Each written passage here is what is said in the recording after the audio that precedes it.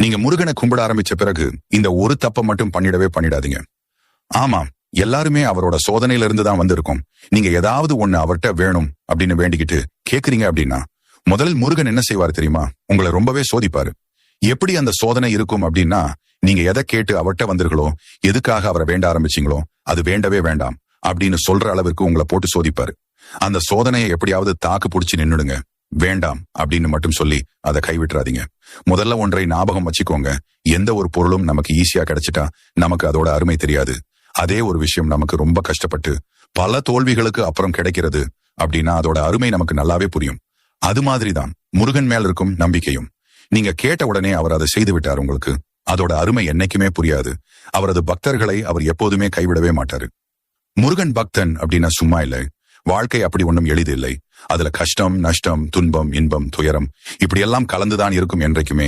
இதை நாம் தான்